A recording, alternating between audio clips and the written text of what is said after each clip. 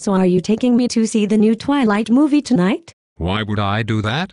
Because we haven't spent any time together all week and you are going to be watching football for 12 straight hours tomorrow. Didn't we just hang out on Wednesday night? I sat in your dorm room while you played Call of Duty 4 hours straight. I did 2 Sudoku puzzles, knitted a sweater and completed a literary analysis of Blake's Songs of Innocence, but you didn't say 2 words to me the whole time. Right, so we already hung out for 4 hours this week. I can't exactly revolve my life around your schedule. Plus the vampire movie is for chicks and I still have to do my football picks tonight. I don't know why you think that spending time planning your picks will help you get them right. You analyzed them for 4 hours last week and still reached the conclusion that the Bills would win at Cowboy Stadium. Hey, the Bills have been very successful all season.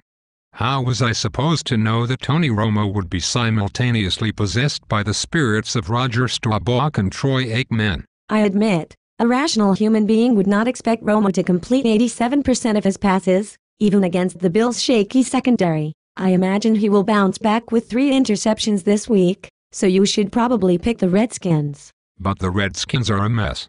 Mike Shanahan keeps flip-flopping between Beck and Grossman, but both are terrible choices.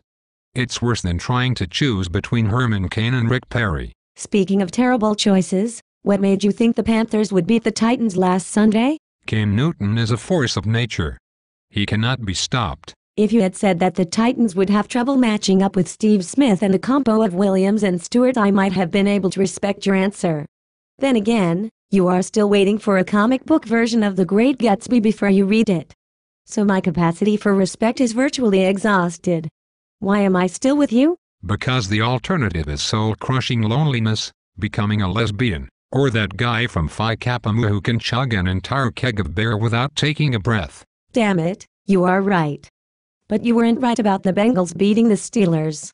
Although that game really showed the contrast between prototypical quarterbacks and Tim Tebow. What do you mean? Think about it.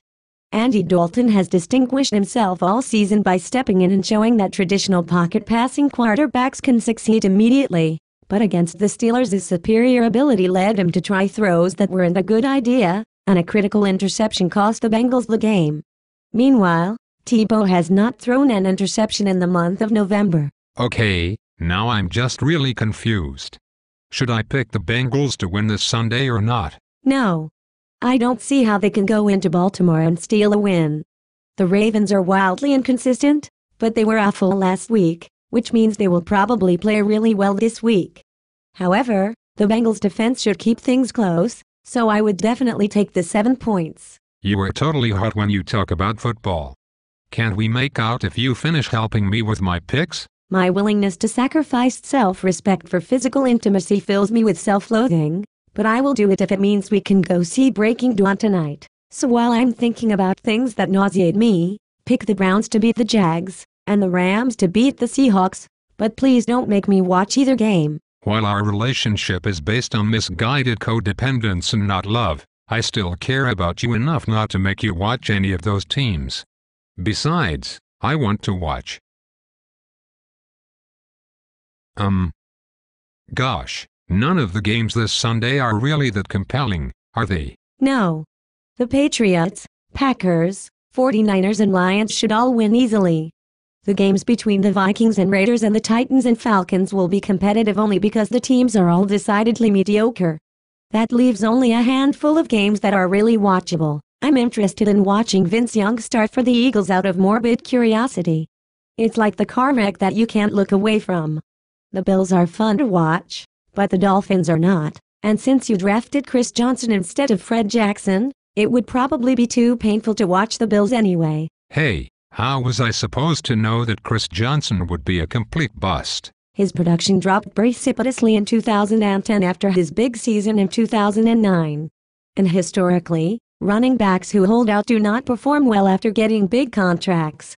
Barry Sanders and Emmitt Smith are rare exceptions, and neither of them had demanded raises in seasons when they had major setbacks in yardage.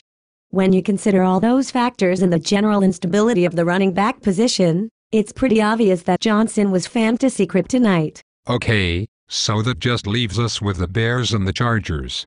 Who should I pick in that one? Definitely the Bears. They are playing much better football now that they not constantly subjecting Cutler to massive hits on 7-step drops. The Chargers are really a complete disaster. Normally they start slow and improve as the season goes on, but they are playing worse every week. The real question about the Bears is whether or not Cutler will actually murder the GM in cold blood when Forte signs with the Broncos this offseason. That's true. I'm intentionally portrayed as the dimwit in this dialogue for the sake of contrast, and even I think that letting Forte hit the open market is a terrible idea. Okay, so we've got the Bills plus 2.5, Bengals minus 7.5, Browns in a pick'em, Redskins plus 7.5, Lions minus 6.5, Buccaneers plus 14.5, Vikings minus 1.5, Rams minus 2.5, Niners minus 9.5, Bears minus 3.5, Giants by the same margin, and the Patriots to cover all 14 points. Did I miss anything? No, that covers it. Will you marry me? No. Your immaturity and lack of ambition make you poor marriage material, but I imagine that the dearth of viable men will eventually lead me to give in order to satisfy my still barren womb. So are we going to the movie or what? Sure, just let me grab my Letterman jacket.